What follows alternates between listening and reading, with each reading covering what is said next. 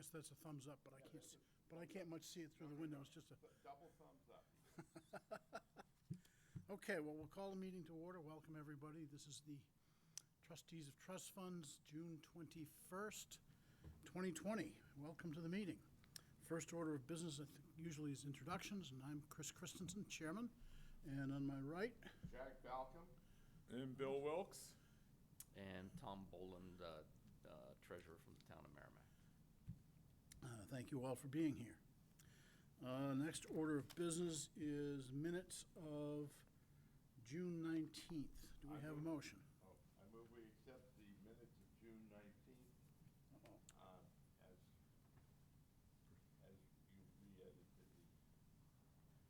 And I forgot. Does anybody have a pen I can borrow? Yeah, sure. Thank you.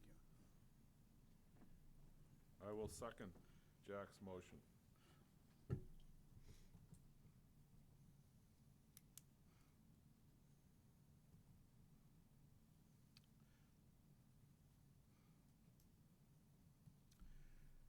All in favor signify by saying aye. Aye.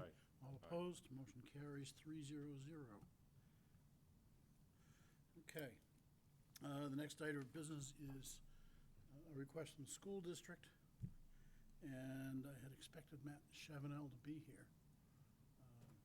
So we're going to skip over that for a minute, and Okay. if we discuss it later on, we'll discuss it later on. Correspondence. I had a deposit letter from the Merrimack Village District. No surprise, as it was a capital reserve fund deposits based on the information from their annual meeting. Usually we would get that money in April, but the meeting didn't occur until July. So, but it was $500,000 to the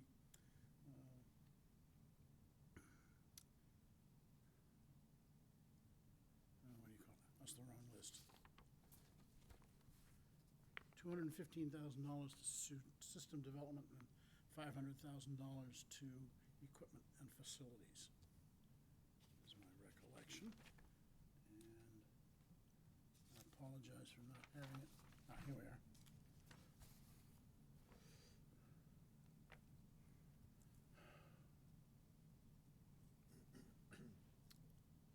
Yeah, system development, $215,750,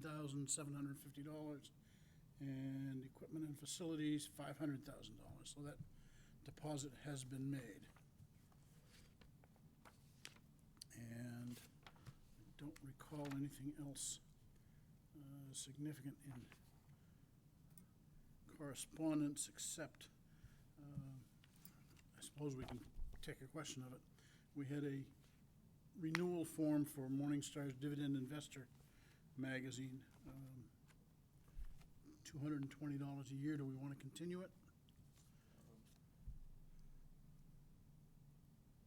Well, yeah, I would say yes, unless we're gonna put everything into Apple and just let it ride. Bill, any thoughts? I mean, I look at it a little bit. I don't know what our inputs are. I mean, it's kind of for casual reading. I'm trying to justify it as an expense. Well, I mean, can somebody refresh me on how we can justify that as an expense? Other than just for casual reading, now that Cambridge Trust is kind of doing all our picking and choosing? well, I still read it, and I read it. we have access to the website as well if you want it. The thought process in my mind is that a little bit of education in the, because we're more dividend oriented than some other portfolios might be, just to help us educate ourselves to keep track of what Cambridge Trust is doing. I don't think we need to second guess them, but I think it's nice to know and have some alternatives and be able to intelligently pay attention to their portfolio management. So that's why I like it. time we have a portfolio review. I like the fact that I don't have. So to it's go- it's an annual membership. Yeah, I'll support it How for much is it? another year. $219. $219. I make a motion that we continue it for at least the next year. Second? Okay.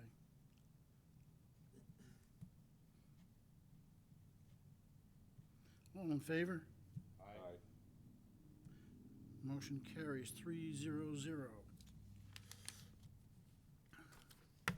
So portfolio review is next on the agenda.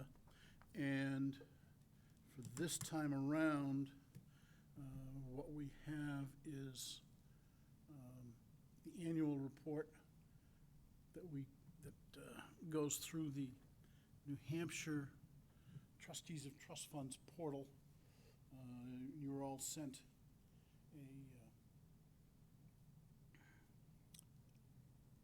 access to the portal. It's the same as last year.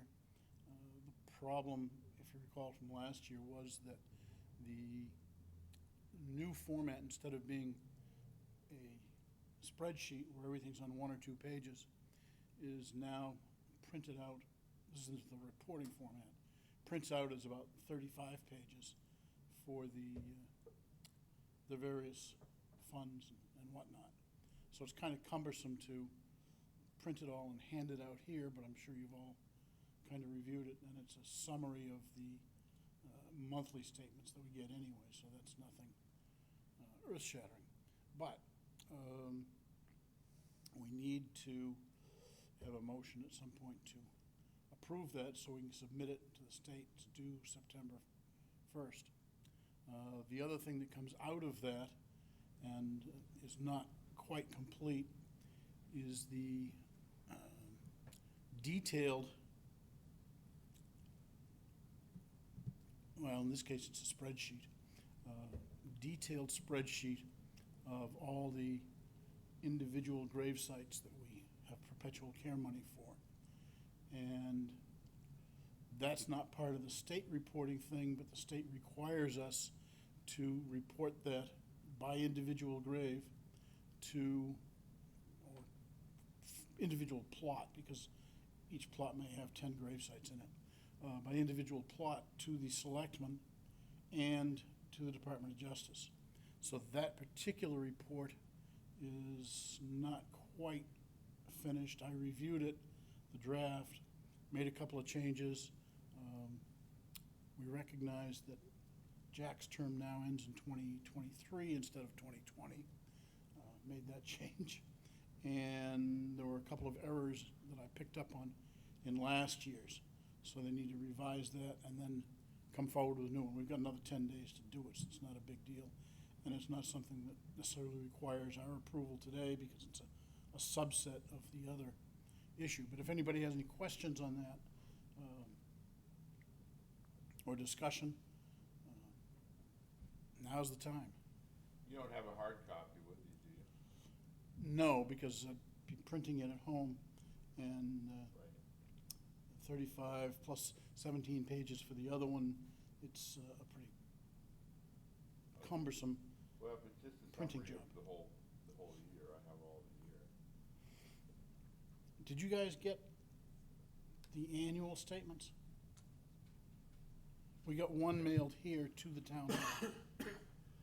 Whereas, we normally get the monthly ones. We did get one annual statement mailed here. I didn't see an annual Yeah, statement. okay, I didn't get any personal on that one either. Not necessary, really. I did bring in Tom, well, we'll get to that later when we talk about audits. But in the meantime, if you have a motion to approve and submit the annual reports, that would be in order. I'll motion that we submit to the annual report our portfolio statements for the year. I'll second that. All in favor, signify by saying aye. Aye. 3-0-0. Yeah, the reporting this year, and last year for that matter, is basically hit the submit button on the computer. That's kind of as opposed to filling out the transmittal forms and signing them and all the rest of the stuff we did. The other thing we need to do that comes as we move along is, I just want to double check. You got sworn in, right, Jack? Yes, I did, Okay. right after the election. Okay. You forget the election was pretty late. I don't know, I went to bed. No, what I mean is, late in the year.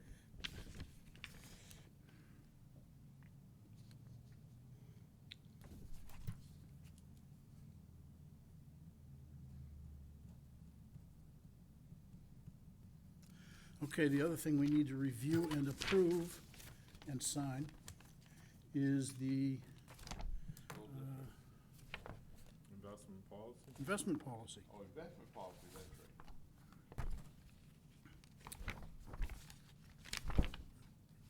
So we're gonna do that, I guess, first of all, you've been emailed copies of it. Are there any Right. questions, any changes we wanna make? I was hoping that I didn't see any, but I was hoping if there were some that you recommended, that you'd let us know at this meeting. I think it's worked. Yeah, I didn't see any real reason to We've change it in the anything. past, but All I right, think well, we've got it perfect by now.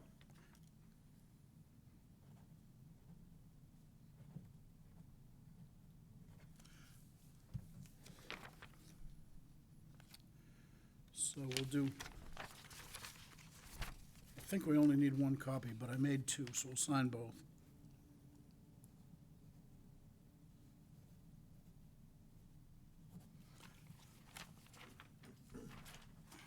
Now, do we give one to the state and one to Cambridge Trust? Well, yes and no. I'll scan it and then we'll give them to whoever wants it. Okay. Yes, the state has to get one as part of the annual report, so DRA gets one and Department of Justice gets one, Town Council gets one, the bank gets one. Thank you, sir.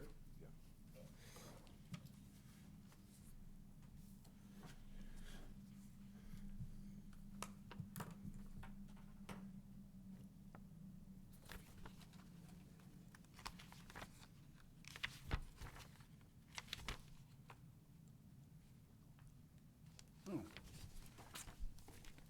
Looks like maybe I made 3 copies if I did. Okay.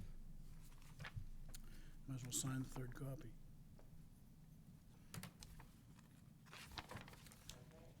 Yay, Matt.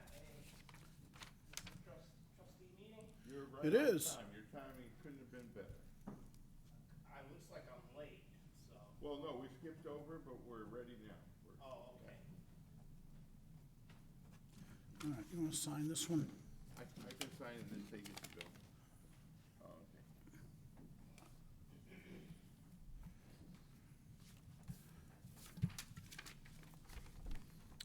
How are you, Matt? Interesting times when you're trying to open schools. Sorry.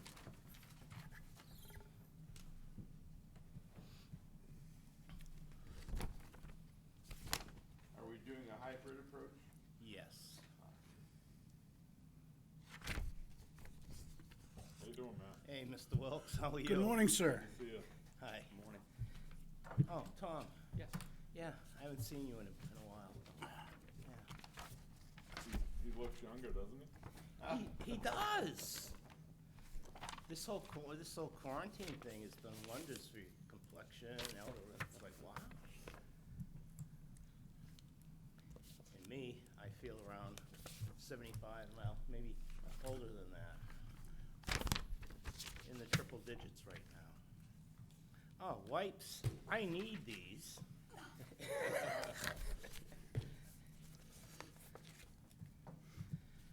I got like 2,000 of these on order. On order? Yeah. Yeah. Still having a hard time finding, Well, we've hooked up with a vendor in Manchester, and some have come in, but yeah. I need these for every single classroom Right. in the Are you getting district. official Clorox ones, or are they some? I don't care, as Yeah. long as they have alcohol in them. I feel like a wino right now. As long as they have alcohol in them, they will do. And we're supposed to have students and teachers help out with wiping desks between class changes. I was at a plumbing supply house and I bought this little container of sanitizer, Yeah. and it literally smells like vodka or something. Oh, I mean, somebody said, you better not, you better not be drinking and using that at the same time because you get pulled over. we have those too. We bought them from some supplier, and we have gallons of sanitizer. It's not the spray. We have the spray coming in too. But you put it on your hands, you better not be stopped because you just absolutely reek. I mean, I came home with it after an hour after putting it on my hand. My wife says, "Where have you been?" I said, "It's my hands. Smell my hands." She says, "I don't want to smell your hands." I said, "Smell my hands. It's the sanitizer." Yeah, that reminds me, we probably should buy some Procter and Gamble stock.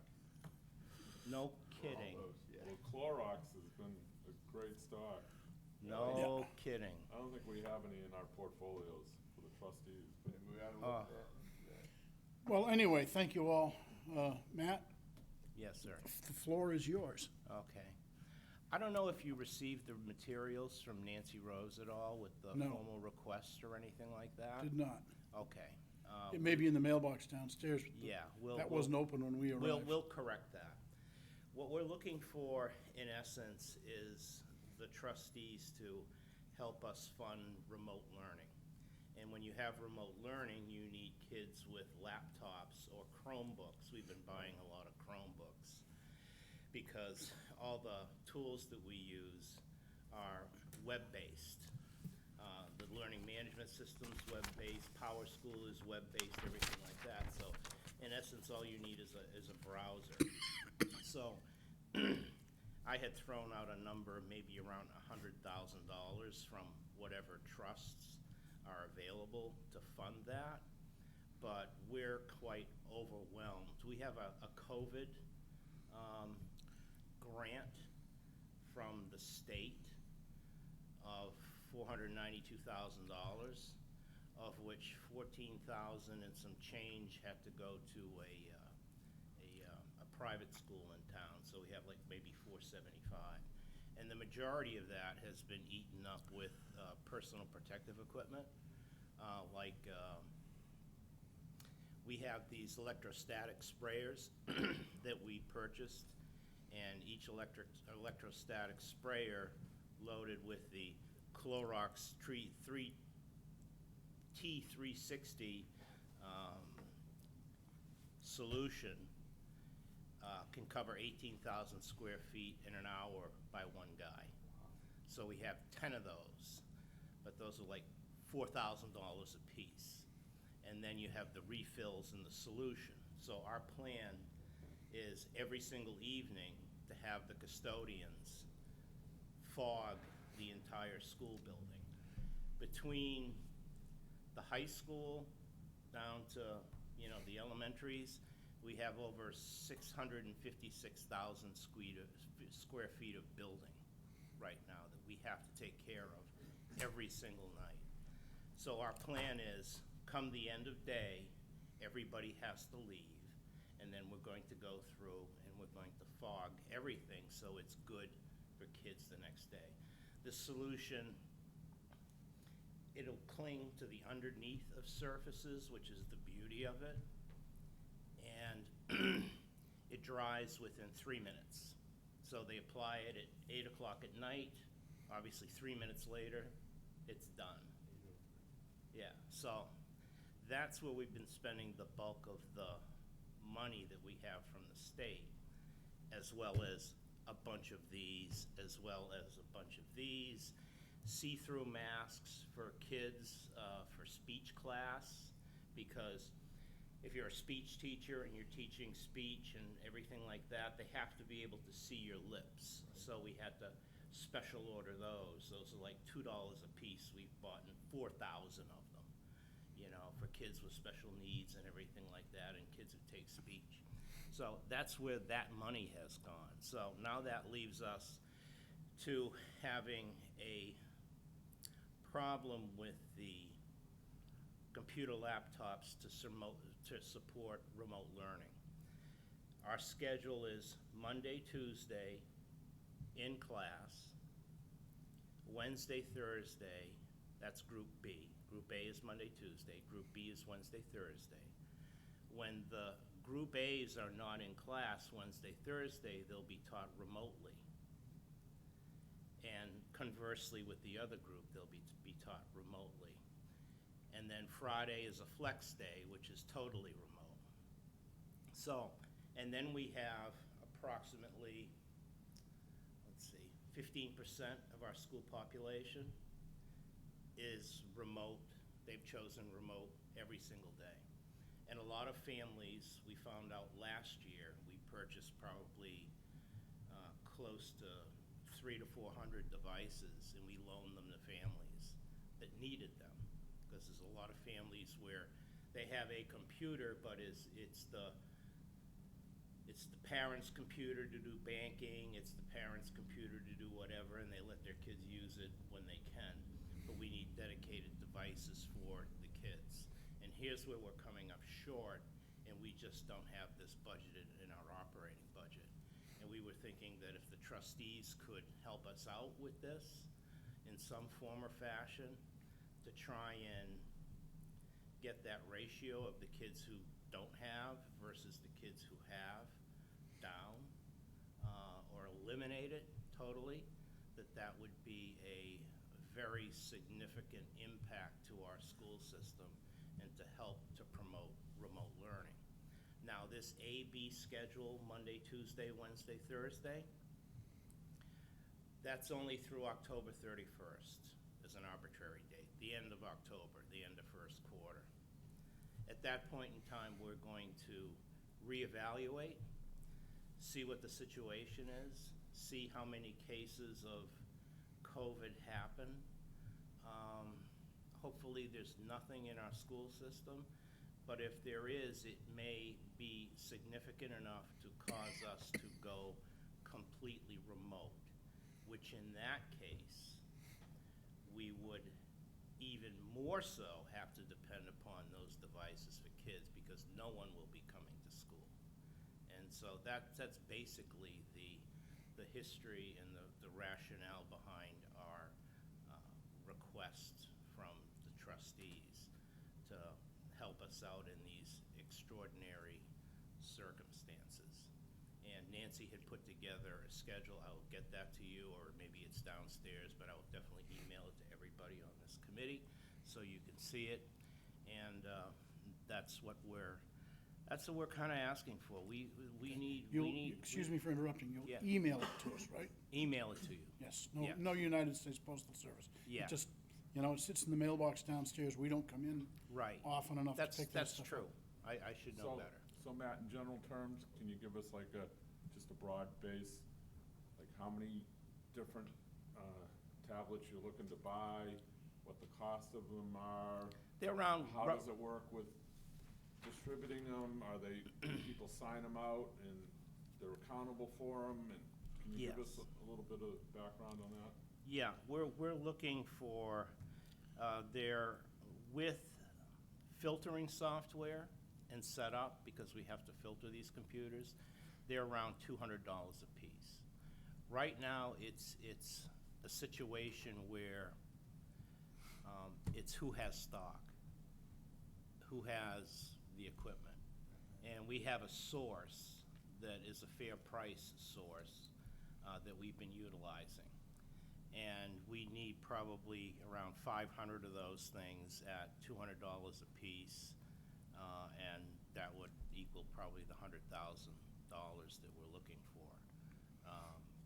Okay. Or we could even use more. But On top of that, are there licensing fees? yes, everything's included in that $200. Okay. Yeah, the licensing fees for the software that they'll be using via browser, that's already bought and paid for. Canvas is our new learning management system that we have, And right now, for the next 3 years, it was been adopted by the state of New Hampshire, so it's free. And we didn't pick it just because it was free, we picked it because it was good. And we went through names like Schoology, like Power School Learning Management System, which we currently have, which Power School, being our student information system, is phasing out, and they want to push people in a different direction. And Canvas is one of those things that they're looking at totally doing an integration package with, and seeing they have the state contract and school districts are getting it for nothing, it seemed like a logical fit. Plus it works well, which is usually free. You know, it's free for a reason. This is free and it's actually very good. So we'd be looking for around 500 units, all in cost, $200 a piece. I mean, are these expected to have multi-year life? Yes, we would, and let me address the sign out process. Nancy Rose has usually created a schedule for each school where if your letter of the alphabet is this through this and you need a device, sign up online before you come in. And there's a form there on our website that's given out to families, and put down all your information, everything like that. And then when they come to pick up the device, they look to see if they've made the request. The serial number is tracked, and then they're given the device. And so we can track them remotely, even though you have them in your homes right now. So we're doing a give back and collection piece right now, where we're getting devices back in, we're cleaning them, we're making sure they're okay, and then we're going to reissue.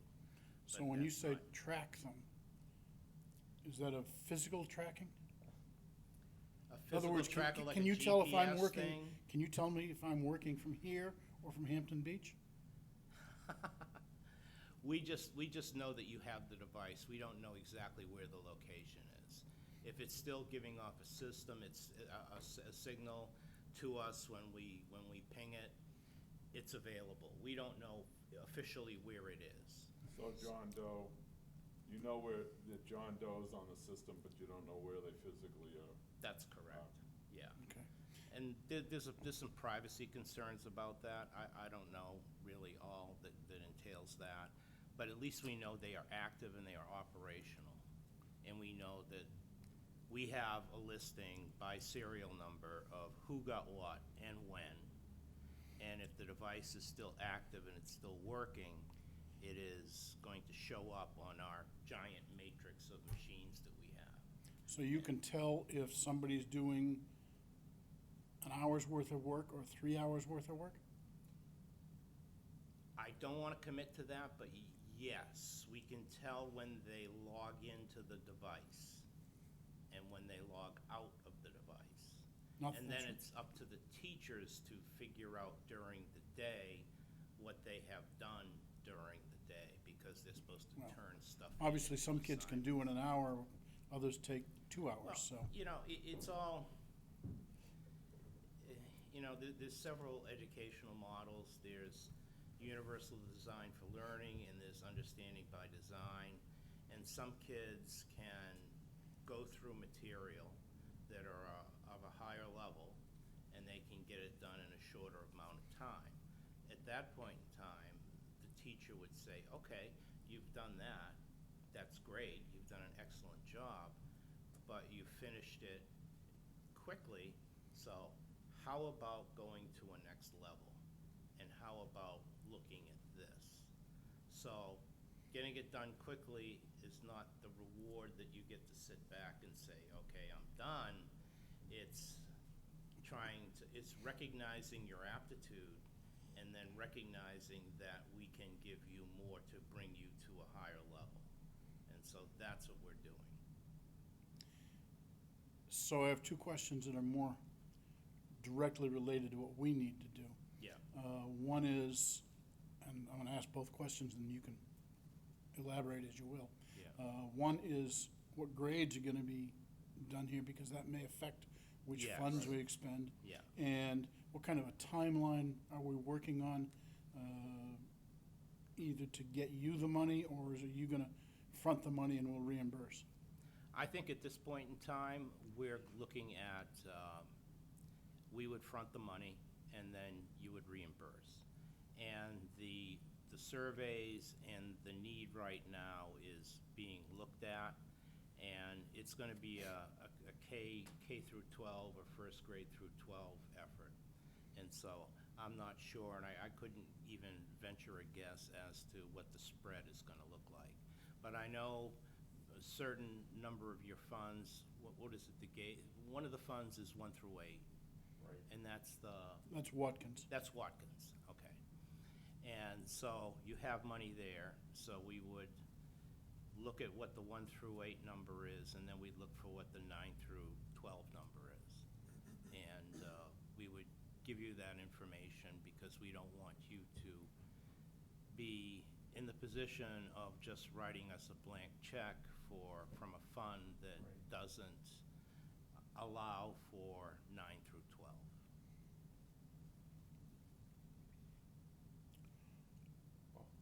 Okay, if you're gonna, I'm thinking, I'm good, personally, I'm good with this in theory. The question Yes. comes,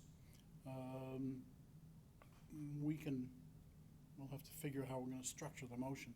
But, if you're gonna front the money and then come back to us Yes, and we say, I are. need $30,000 for grades, 9 through 12, and 70,000 Right. for grades, we don't have any kindergarten money, 1 through 8. Right, Then, that's fine.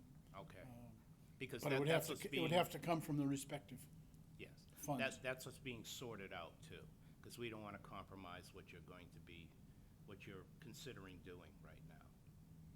And we were talking on just the other day about, tagging these machines, well, everything is tagged with a computer ID, so when we look at it, we can call it up on the system and we know what it is. It's all there. We would probably label these in some form or fashion, that everybody knows that it was from a grant from trustee money, just to be able to track those better. And we would do that in our system, and we would physically do that on the device. Just like if we were getting money from Title I. You're familiar with that? I'm very familiar Yeah, with that. okay. And so all the Title II and Title IV. Title IV, yeah, that's right. And so all those devices are marked with, Title I serial number. It's serialized, so in embedding the serial number on it that we choose as an identifier, it would identify if it's trustee, or it was Title I, or it was some other grant that we got these machines from. So, Why? Yeah, I'm just out of curiosity. By the way, Title IV is teacher development, which I Yeah. think would go on. But I can't figure out what you were saying when you were saying that, by going fully remote would cost more money, because now you've got the transportation savings and you've got the utility savings, you've got the teacher aid savings. You're talking millions of dollars here. well, here is the rub. We have to pay our contractors the full amount, or we would not be eligible for the close to $500,000 in CARES Act money. In fact, we had to sign an affidavit that we kept our transportation company fully funded during this time, Wow. in order to get Medicaid funding, which is around $300,000 to $400,000. So the state government is asking us to keep these people employed, and they're holding the stick of almost $800,000 over us, which, when you look at the numbers, it kind of gives us in the plus sign a little bit as a stick to keep them hired, and this is just my own opinion, to keep them from collecting unemployment, which comes out a bucket of money from the state. So better off having the local LEA pay for it than having the Right. state pay for it, because they can reduce their budget, and our budget stays high because we need this money. And plus, there's another reason for doing that is, when we keep our drivers employed, we also have to provide a school lunch to get into the nitty-gritty. That's So right, yeah. on those remote days, the kids who are not, let's say the AB group is in school, we have to provide them lunch. But, I mean, the A group is in school, we have to provide them lunch. They're the Monday, Tuesdays. The Wednesday, Thursday group on Monday, Tuesday, even though they're not in school, we have to make lunch available to them for it to count as a school day. So, we've set up sites at all our schools to be able to have parents come pick up a lunch for their kids who are not in school because it is not their 2 days. Got it. And we also have to do it on Friday also. Do you anticipate that there's gonna be a percentage of those parents, obviously, that are not gonna go pick up lunches? Yes. So, how is that gonna work? Like, you're gonna, without going down a rat hole here, you know, let's say that there's 1,000 kids out there that potentially could pick up a lunch, Correct. but only 10 or 20% of those kids actually on a regular basis Mhm. picks up a lunch. So, Right. eventually, over time, once you get this data, you're gonna have a savings there, aren't you? We are going to have savings, but we are still going to have to keep all our food service personnel employed. The savings would be in the area of product, yes, thank you. Why In are the you gonna area have of to keep, product. I mean, if you've We now, have if to you got keep- 10 food service people there, and you really only need 7, why are you gonna have to keep them, the 3? Because of the CARES Act, you have to keep these people employed. If they want to work, you have to give them a job. And that's for the whole school year? Absolutely. The CARES Act goes for the whole school year? Yes, it does. And the math is such, and again, I've only I picked know, a I know. The hypothetical math- the math example, but the math is such that not having those employees is not cheaper than taking the CARES money? Having the employees is cheaper than taking the CARES money, because they're not on New Hampshire retirement, they're not taking benefits, they're part-timers, they're making $12 an hour, and it's not a lot of money to load an extra 3 or 4 on there. But we're expecting all our people to show up, because it's going to have to be the production, and then the setup for the pickup, and then we're going to be using our bus drivers as, we've been doing this all summer long, since March 14th, we've been doing this.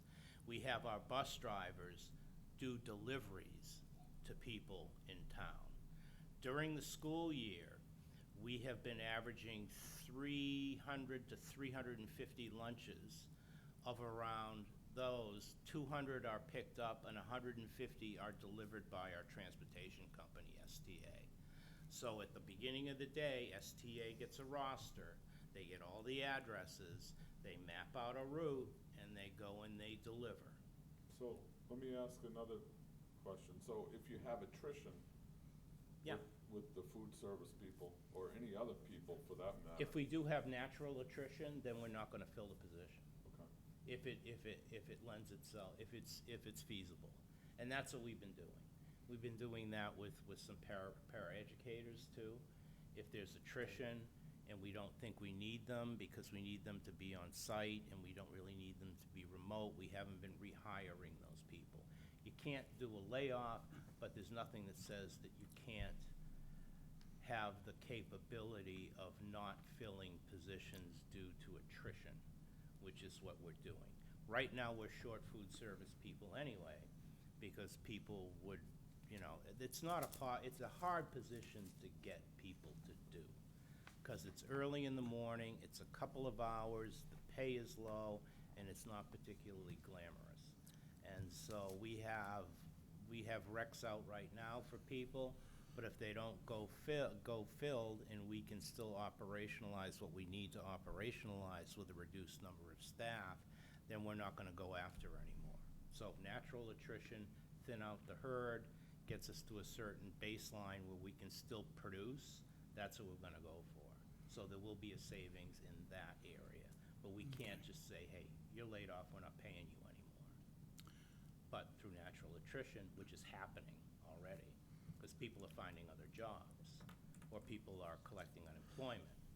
The $600 a week thing that was going on, while that was exceedingly beneficial to families, did not aid us in trying to find people for jobs that they would be making $600 less a week. Well, they were making $50,000 a year, Staying home. essentially for staying home. Well, 'Cause they were that getting- is a true statement, Mr. Wilkes, and therein lies the issue. Yeah. Why should they go out and work for the school department? I know, I have an open position because of a retirement. And, Bob, if you made a little less money, I'd drag you over to the school department, but I can't afford you. You're a CPA, so you should be making what you're making. You're a CPA. You're like top-notch, top of the line. But, the people I'm looking for, I just can't. I've gotten probably 10 applications in 6 weeks from people because of the $600. Now that the $600, I think it's ended, but something else is coming in its place. Right. Well, that's a big discussion right now. I know it is. Yeah, It's yeah, we're Capitol Hill. kind of getting a little far afield, but Yeah, I know, but I I just appreciate wanted your information. I just so wanted to give you the information. Gives us good background. Yeah. I had a semi-related question. I think it's related, enough that I'm going to ask it anyway. You can ask whatever you want, sir. If you are reducing the number of students in the classroom, Yes, granted it's hybrid scheduling, yes. does that create a need for more teachers? And are they available if you need them? That's another thing we're working through. We have several teachers who are a protected class. They're over the age of 60 and they may have respiratory issues, so they qualify for FMLA. So they have the option of doing FMLA. We pay them 2/3 salary, but some of them say, I'm sorry, what's FMLA? Family Medical Leave Act. Oh, I'm yes, sorry. okay, I'm thank you. sorry to throw this. No, that's around. okay. I've heard of it, just didn't Yeah.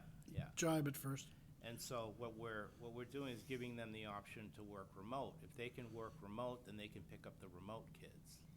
So it's almost like we're going to have a certain percentage of staff in school that will accommodate the lesser class sizes, because we have 19% of the parents who are going fully remote. So even if you look at your high school with 1,300 kids in it, and you've got 650 who you think are going to show up one day, you may only have 500, or you may have like 475. So with the reduced number of teachers, because of them wanting to work remote or them not being able to work due to exigent circumstances, we will still be able to maintain the social distancing in the classes. And that's part of all working out the high school schedule and the elementary school schedule. Elementaries are pretty much knocked down because it's really easy. High school, when you're changing classes all over the place, it's a little bit different, and it's a harder algorithm to put together. But in the end, even though we may have less teachers on hand, we are definitely going to still be able to retain the social distancing, the 6 feet. We have a mask policy that the board's mulling over to make it mandatory. The kids in school wear masks, and that's something that we're hoping they'll come to a conclusion on at the next school board meeting right now. So on Monday, Tuesday, there's a certain group of children come in. Yes. Wednesday, Thursday, a certain group of children come in. But the teacher is there all 4 days. Yes. So this is not in your budget, but we hear frequently about teachers having to pay for certain supplies out of pocket. And That's there's been no a- history here, but I'm just wondering if we're, somehow the hybrid plan is putting a burden, an extra burden on teachers for their generosity, where they're already being very generous. That has been the story of the life of a teacher ever since I can remember. There are always those who pay out of pocket for their own supplies to supplement what we give them. What we're trying to do right now is to get those lists of what teachers would need and to fully fund them so they will not have to put out any out-of-pocket expenditures. And so that's kind of a short answer to your question. We don't want, we don't feel that they should have to, you know, God bless them. I mean, they're gonna do it, some of them gonna do it anyway.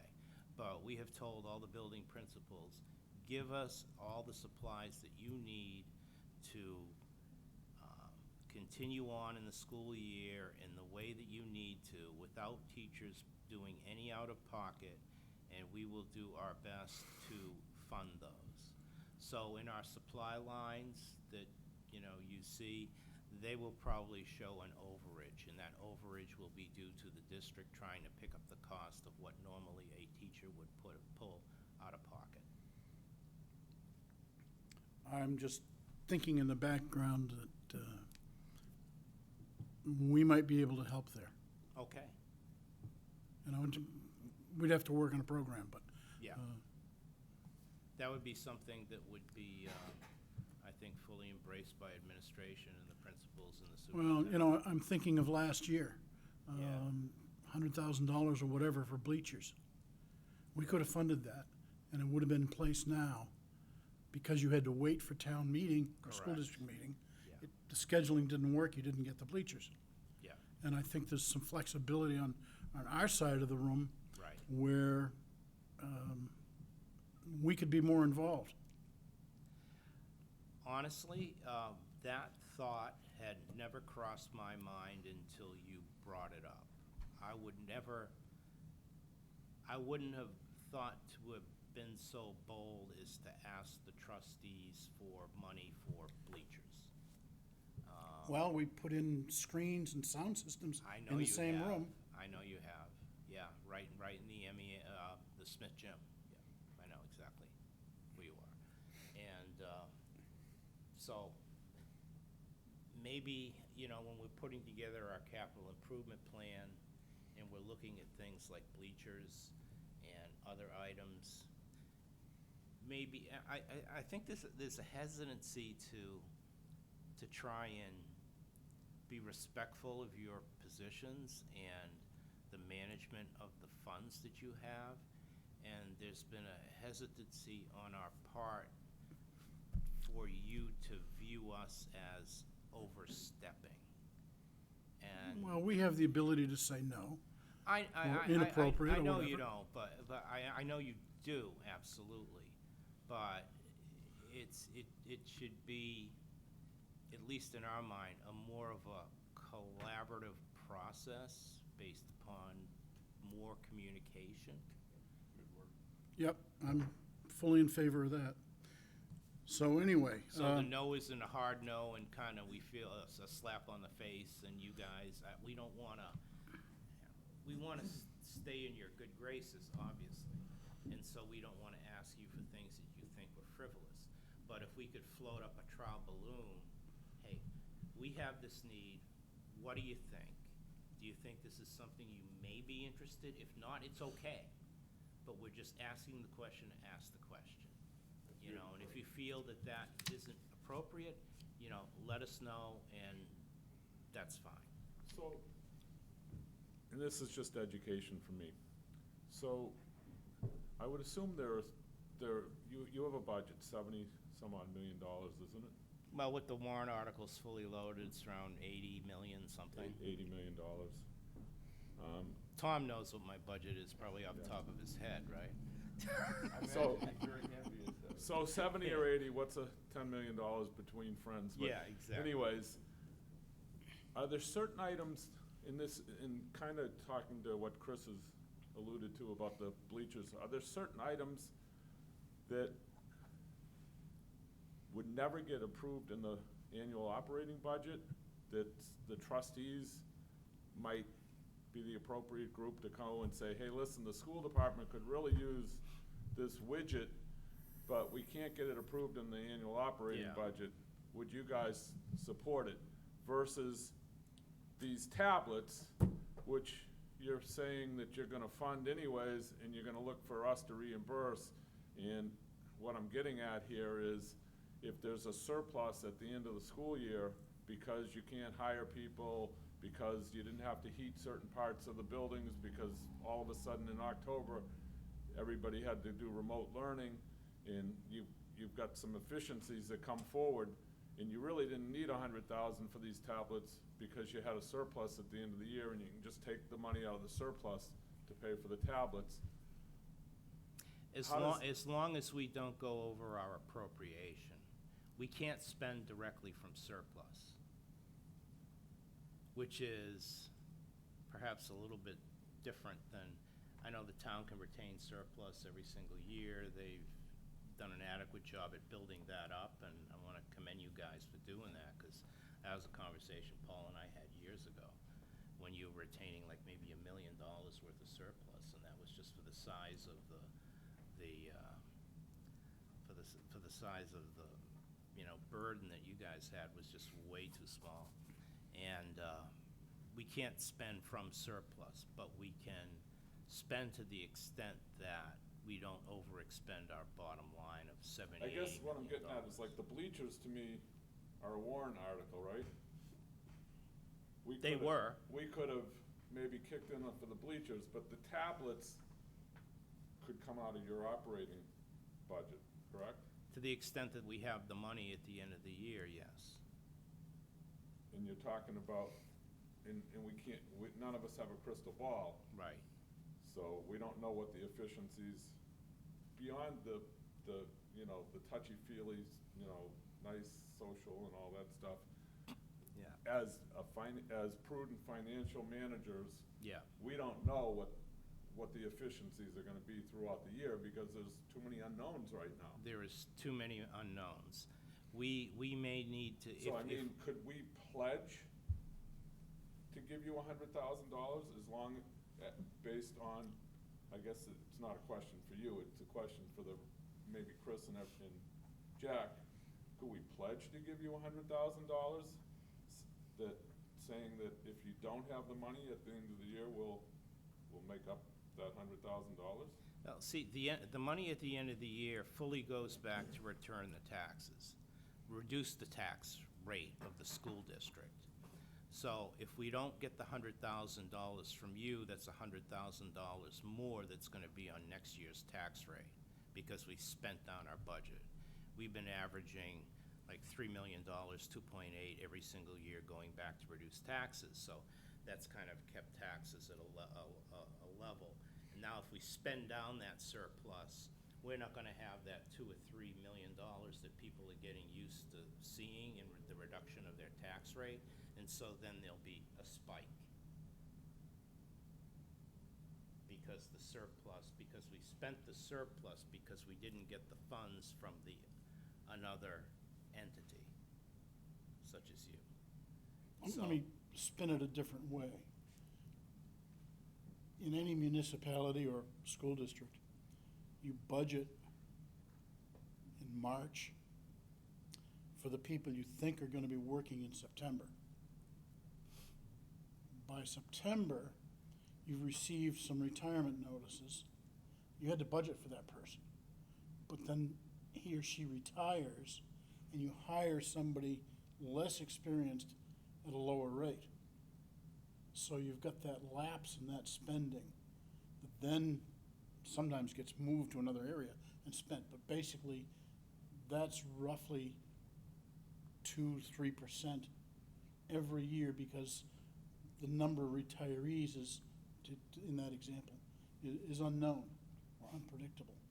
So you're always gonna have a small amount that you have to budget for knowing that you probably won't spend it.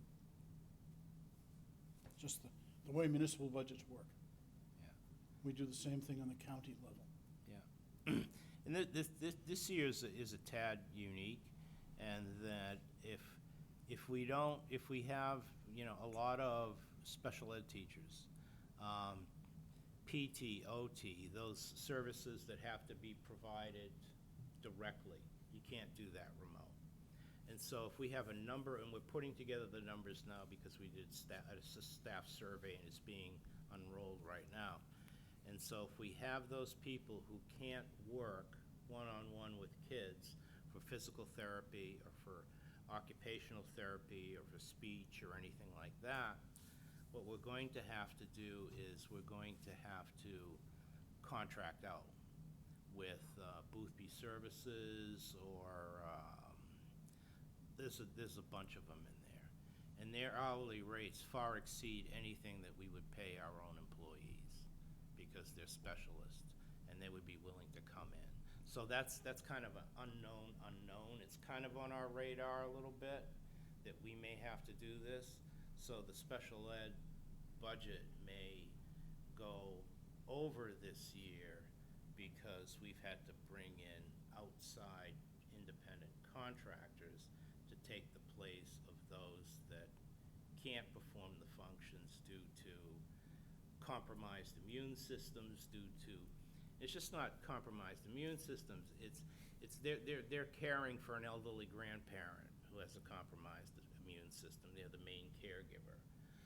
They have a husband, they have a daughter, they have a family member in their home, so they don't want to take the risk of bringing anything home into that environment and compromising their loved one. So that's another valid reason for the FMLA. And so we may have to supplement with outside contractors who do not have that particular issue. And those are few and far between. And we've negotiated rates with these people because we went out to bid on all the service providers. But we don't know to what extent we're going to be utilizing them. There's another wild card there that we're not sure about. Okay. There's several things. I understand, Bill, exactly what you're saying. I totally understand what you're saying. But right now, I'm just laying it all out for you, and to have you, not trying to influence you one way or another, but just saying, here's the issue. And here's where you could be of service if you choose to. And if you would want to wait till the end of the year to see how much surplus we have and what that's going to do to the tax rate, because it's not there as in years past, then you can if you want to make a decision based on that, that's fine. Well, I'm just thinking philosophically, if we have a good picture of the things that the trustees can really come forward with that are hard to provide for because they're considered not, mandatory or whatever word you want to use, but there's something that the school department would really like. Yeah. And the trustees could support. Yes. Maybe like bleachers, maybe that's a good example, I don't know. Versus something that, I think everybody's gonna support for remote learning, every kid having a tablet. And that's one thing that we're not at. We're not at a one-to-one level. I think, we all want kids to be educated properly and have equal chance to get educated properly. So the federal government, the state government, the local governments, all are gonna support kids having the proper tools to get educated. Right. And, we're talking something that's 1/10 of 1%, less than right around 1/10 of 1% of the total Merrimack school budget for these tablets. Essentially, almost noise level money when it comes down to it. And I'm just feeling like, do we want to spend the trustee money for something that probably can get funded internally? Or, is this just an easy way to check that box off? Or,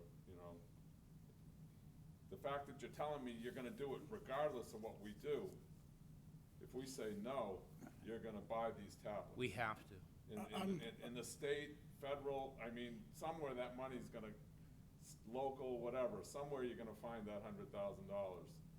Whether it's internal to your budget, or all of a sudden, lo and behold, the federal government says, hey, we're gonna have another CARES program, and, you know, if you need tablets, we're gonna throw you more money for tablets and anything and everything else that you need for remote learning and Yeah. to support it. So I'm struggling a little bit with that, to be honest with you. I understand you. I Let me definitely understand. twist that just a little bit. Historically, there's an implication in the bequests that money be given to the schools annually. And we used to do that. Every year in June, we'd look and see how much Correct. X fund made, and we'd write them a check, $30,000. $30,000, yeah. Whatever it was. And because it was June, the money went into surplus because it was too late in the year to spend it. And so in effect, the desire of the grantor, donor, was not met because it just went back to the tax rate. And some of those wills say to spend from money that the school district, it is not to supplement the budget, but to do things that would not otherwise be available. Extraordinary. So, Well, that's exactly what I'm saying. yeah, I so, agree. so That's not- the point is, we got together with the school board many years ago now Right. and said, you know, that giving you money in June doesn't make sense. No.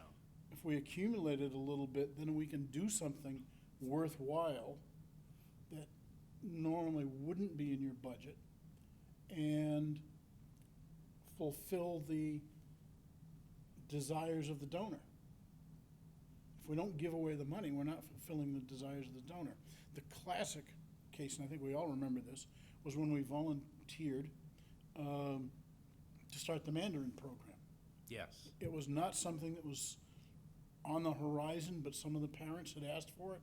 And Jack and I can't remember if you were there or not, but at least two of us I was not. were at the school board meeting and said, hey, we could do that. And we came up with $50,000 Yes, for 2 years. 50,000 seed money to start the first-year teacher and everything like that, that's still there. Wow. We're probably the only school district in the state of New Hampshire that offers a Mandarin I program. love it. I think that was one of the greatest collaborations between us and the school board Yeah. that we've had in my history on this board. And I'd love to come up with more things like that. That's the kind of thing, yeah. But in the meantime, if one of you guys can come up with a motion, or I'll make a motion, relative to the, I won't say Chromebooks, just, do we want to say laptops or computer assets? Yeah, that's a good thing, because it may include some, the software, the filtering, everything like that. Second? I didn't hear a motion yet. Oh, I thought you did He the didn't motion. articulate it yet. I'm sorry. All right, I will do that then. Let's encumber from education-aimed funds $100,000 to assist the school district with computer assets related to remote learning. Second. Discussion? Discussion. That word encumber, that means we're committing to pay it out regardless of any kind of surplus, potential grants from the state or the federal government, or what? No, What it do just you mean means by we're- encumber? In the past, we've put it as a footnote on our spreadsheets that X number of dollars are encumbered for this purpose, pending application from the school, or whatever group, the school in this case, for reimbursement. So what happens if in October, the feds come out and say, hey, anybody who needs tablets, we're gonna support that, and you're gonna have the Fed tablet program? Then we have a motion to unencumber the funds and return them to the available cash equivalent.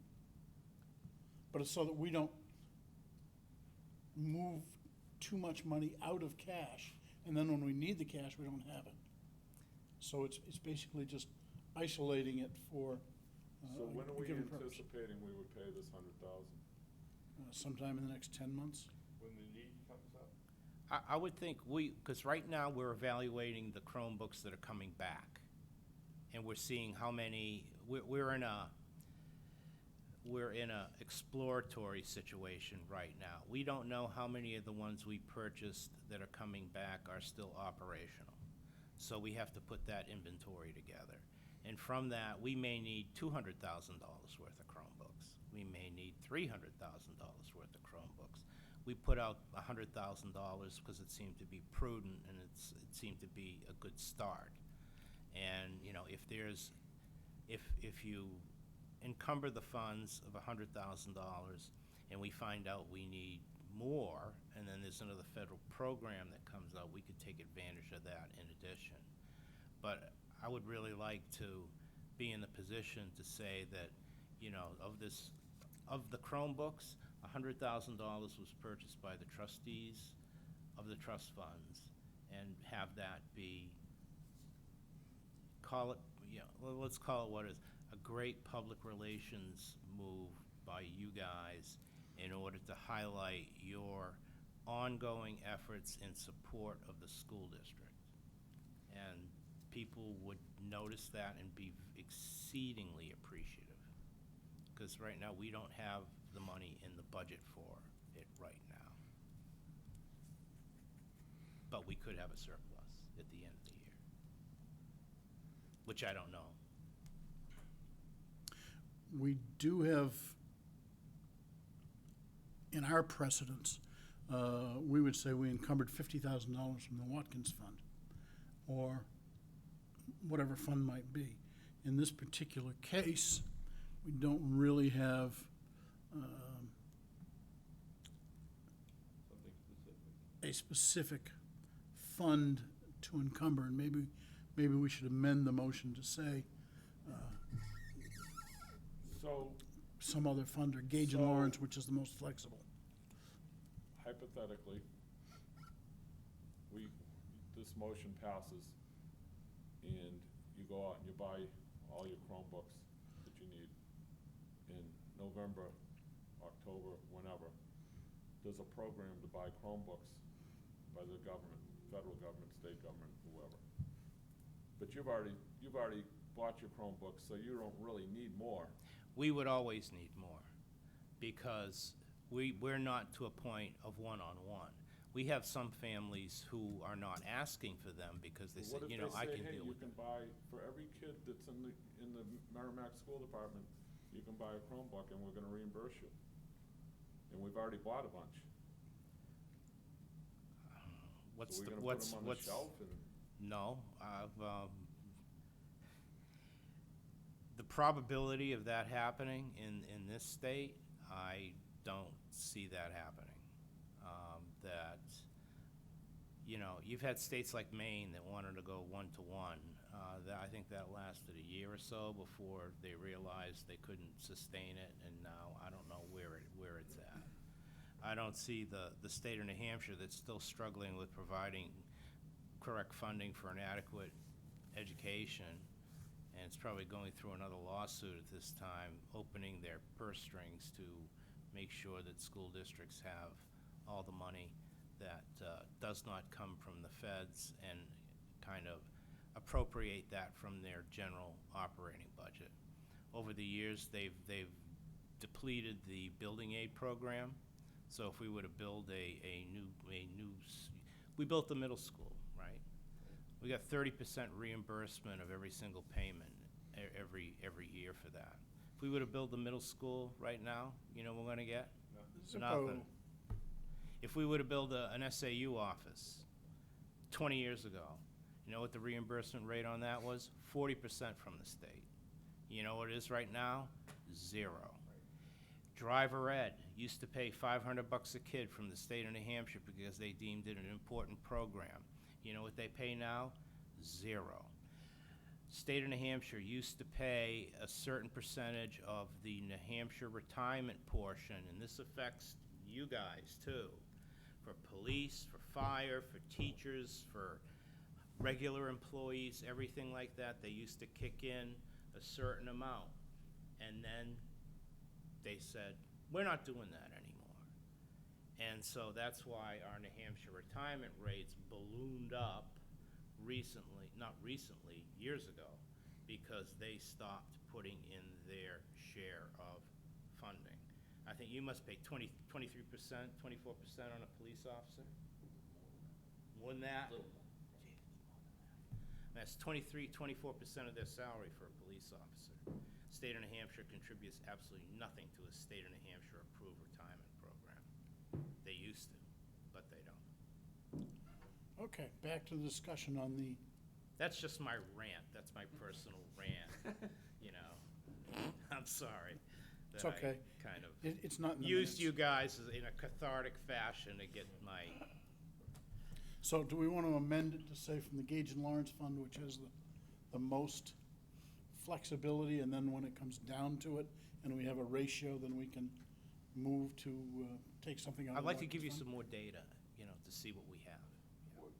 Okay, so we basically create this $100,000 potential.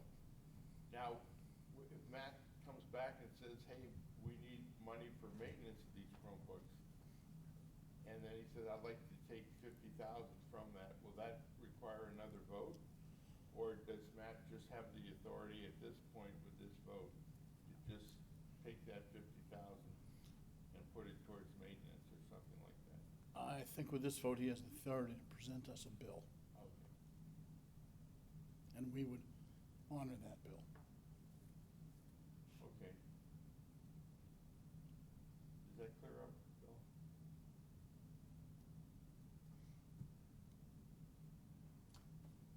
I mean, are we Call the willing question to, or whatever, or? under these circumstances, are we willing to go ahead and move on with it? The 100,000 allotment? Well, I think two things in my mind. One is, I think we want to support the schools. Right. for s- Number two, our job is to give away money. Yes, we're supposed to manage money, but part of the donor's requirement is that we give away money. So, and that there aren't a great number of restrictions on it. So if the school is in need of, or as in past practice, they didn't say we were in need of it, we just gave them the money, and then they gave it back to the town. That, we all agree that was not a good plan. Right. But I think this at least has a plan. And I'm sorry, did you want to call a question? Sure. All right. All in favor signify by saying aye. Aye. Aye. Abstain. 201. And it's a good thing I'm at the bottom of the page here. I don't even write room to write anymore. Thank you very much. Thank you. Thanks, Matt. Okay, Bob, you don't see this at all? What's going on? Okay. Thank you very much, gentlemen. That would be Tom. Yeah. Huh? Tom, yeah. Yeah, thank you very much. I really appreciate your consideration, your taking the time to listen to us. Well, and I our appreciate you ongoing letting us wander Right. all around the schoolyard. Well, I'm trying to hunt you guys down. It's like, wait, what's going on here? Yeah. Was the meeting always scheduled here, or was it scheduled in your No, usual it's place? in No, the, but whatever that room's called. Okay. over The behind. memorial room downstairs, Yes. if everybody meets here, Yeah. they don't have to disinfect two That's rooms. correct, yeah, okay, that's good. And yeah, we'll invite you to the schools we have, you know, maybe in the future, a high school library project that we may be looking at, which would Okay, be well, nice. It would be a revisit if we did. Yeah. Well, I we mean, we have a lot more money for grades 1 through 8 than we do for the high school. That is true, that is true. But, you know, offline sometime, I'd be happy to get together with you and Mark and Yeah, kind of thrash things around a I little think bit that'd better. be a great idea. Okay, And Thank- having been on the school board, we're familiar with the gymnastics on the building funds. yes, Yeah. exactly, We went through all that. yeah, all right. Thank you very So- much, I Have a appreciate nice it. weekend. Yeah, Thanks, you too. Matt. Nice seeing everybody. Yeah. Yep, take care, Tom. care. Give Paul my best. I will. And tell me where his source is for these guys. Thank you. So, next meeting, September 18th and October 23rd. Those okay? September 18th. Okay, are we having Cambridge Trust with any of those? We usually have them in November. Or November, okay. Which reminds me, I will bring this to them in reviewing the investment policy. Okay. It says we should quarterly evaluate. So we've been having a deep discussion every 6 months, but we haven't had a formal dollar for dollar comparison of us versus the S&P 500 or some other kind of thing. So I will ask them to just send us an email once a quarter to give us those numbers so that we're in compliance with it. Are there any adjustments we should make before the presidential? I mean, what opportunities does that present us? Presidential election? I mean, the market's usually pretty volatile during that time period. Well, But we're not traders, I don't yeah, think, are we? no, we're investors, not traders. Good point. But I will say, on a personal level, I thought I was very fortunate. Last November, I said, you know what, I think we're gonna have some volatility in March.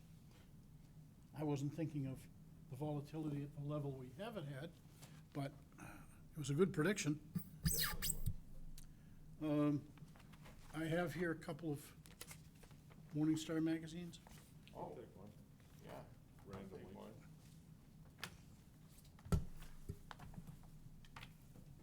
All right. Want one? Here's another one. And where does that leave us? One last item, Bill.